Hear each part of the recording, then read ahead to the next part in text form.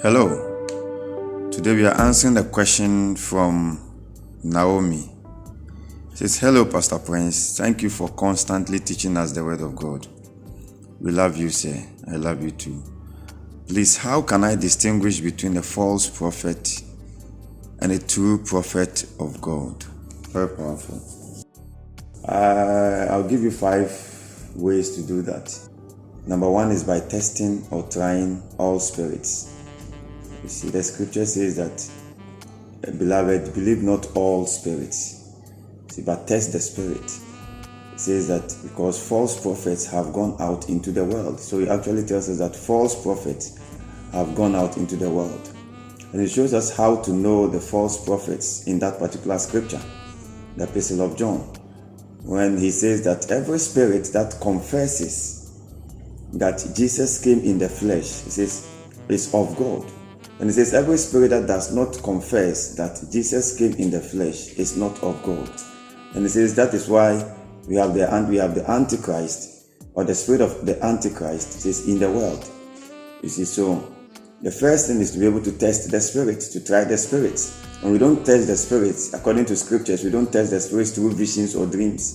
We test the spirits by seeing which spirit acknowledges that Jesus came in the flesh. The one that confesses that or acknowledges that Jesus came in the flesh is the right spirit. It says it's of God. The one that does not confess that Jesus came in the flesh is not of God. And that is the first way. The second way is through the gift or the grace of discerning of spirits. And this is a special gift, a revelational gift that is granted some persons to be able to distinguish between spirits, evil spirits, whether the prophet is ministering through an evil spirit or is ministering through the Holy Ghost, through the gift of discerning of spirits, not discernment, discerning of spirits. Such a person is able to know, we are able to know that this is the right spirit at work or the wrong spirit at work. So the first ones I've given are about evil spirits. And the third one, and the fourth one, the fifth one, they are not about evil spirits. They are about the scriptures, what the scriptures say, how we can know a false prophet from a genuine prophet. You see, the scriptures talks about the fruit of the prophet. That is the third one. It says that beware that false prophets have gone out into the world. You see, then he tells us that it is by their fruit we shall know them. So we actually know false prophets by their fruit. But what does it mean by the fruit? The fruit actually means the work of love.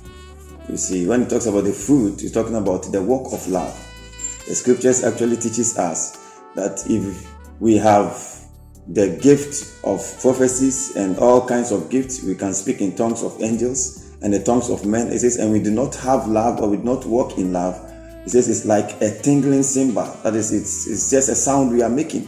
It says if we have the gift of prophecy and we are able to even dissolve all mysteries and do all kinds of miracles and all that, and we do not walk in love, it is nothing.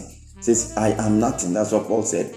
Then it says that if we give our goods to the poor and offer our bodies to be burnt, and it is not out of love, it says it profits nothing. So one major way to know that a prophet is a true prophet is his work of love. You see, and that is what he calls the fruit. And every prophet that promotes love or walk in love promotes unity, promotes peace, promotes righteousness. You see, it's not self-conceited. And apart from that, through his work of love and the gifts he operates by, he's able to draw a lot of people unto Christ Jesus. See, because of love. He does that because of love. So through the fruit of the prophet, we are able to know whether he's genuine. And that fruit is the work of love. And another way we can also know, apart from the fruit or the work of love, is the practice of the prophet. See, Jesus said that not all of you who call me Lord, Lord shall enter into the kingdom of heaven. Then he says that all those who call me Lord, Lord, some shall say that, did we not cast out devils in your name? Did we not heal the sick in your name? Did we not prophesy in my name and all that? And he says, but I shall say unto them, depart from me, you workers of iniquity or lawlessness. So when a prophet, you see, and such operations are done through the Spirit. you cast out devils in the name of Jesus, that means that the person is actually demonstrating or doing things through the Holy Ghost, not an evil spirit. Yet after that, he is a worker of iniquity, or he practices lawlessness. Since one such a prophet practices lawlessness or is a worker of iniquity, he says, you will tell him that I do not know you. He considers him as false. So it's not just about the gifts working, it's also about what our practices. You see, we subjecting ourselves, or the prophet subjecting himself to the word of God. When the prophet does all the miracles and does all the giftings, which is very important, and despises the word of God and walks lawlessly or is a worker of iniquity, is considered as a false prophet. So it's very important. The practice is also very important, and it gives us an example of Balaam. It says Balaam, who loved the wages of unrighteousness, he was a prophet. He could prophesy. He was even prophesying throughout. But the scriptures tell us by revelation, the revelation of Peter in the New Testament, that this Balaam loved the wages of unrighteousness, you see, and was rebuked because of his work, or his work in iniquity. He was rebuked because of this same iniquity, the lawlessness. And it says the dumb ass speaking, preventing the prophet, or prevented the prophet from going mad.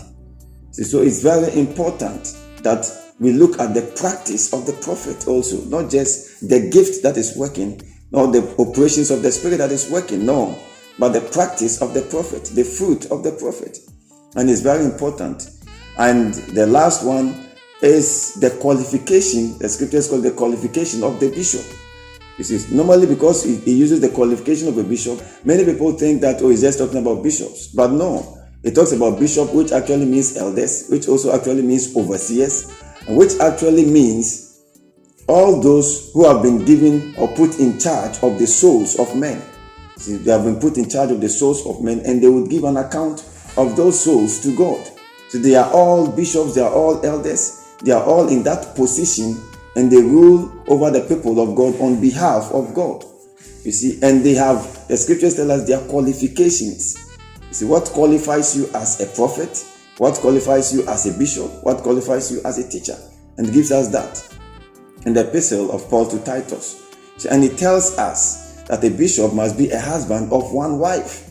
So when the prophet has 3 wives and all that, he's displaying falsehood. It must be a husband of one wife. He must be able to rule his house, his household, rule his children. You see, and it tells us that the person must be loving, you see, and it tells us that the person must not be a striker. A striker means a quarrelsome person. See, somebody who loves to fight. See, a prophet that loves to fight is not the right spirit. See, loves to fight and loves to punch. That's what it calls it. A striker. That's what it means. And is given to filthy lucre. The word filthy lucre means that to obtain favor or gain or money through dishonest means.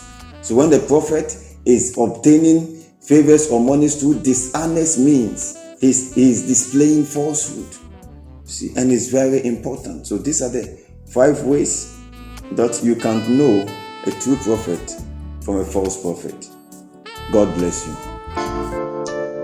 For answers to previous questions, visit Christ World Television on YouTube. You can also send your questions to the comment section on our Facebook, Instagram, and YouTube pages. You are blessed.